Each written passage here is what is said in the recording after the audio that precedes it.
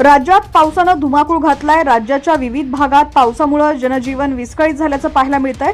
अनेक ठिकाणी रस्त्यांना नद्यांचं स्वरूप आल्याचं चित्र दिसतंय।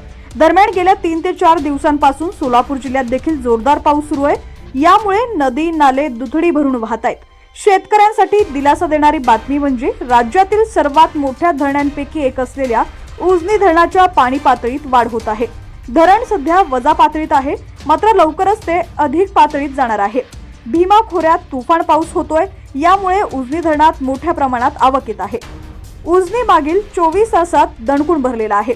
उजनी प्लस मध्ये येण्यापासून अवघे 4 पावलं दूर आहे। सविस्तर बातमी पाहूयात। त्याआधी आपण जर HPN मराठी न्यूज चॅनल पहिल्यांदाच पाहत असाल आणि अजूनही चॅनलला सबस्क्राइब केलेलं नसेल तर आत्ताच सबस्क्राइब करा, जेणेकरून आमचे धरणांचे अपडेट्स लवकरात लवकर तुमच्यापर्यंत पोहोचतील। आज दिनांक 26 मे संध्याकाळी 6च्या अपडेटनुसार उजनीत 61.12 TMC पाणीसाठा आहे, तर उजनी -4.73% आहे। म्हणजे रात्रीत उजनी धरण प्लस मध्ये येण्याची शक्यता आहे। दौंडकडून 19,328 क्युसेकनं पाणी येत आहे। रात्रभर मोठ्या प्रमाणात उजनीमध्ये पाणी जमा होत आहे।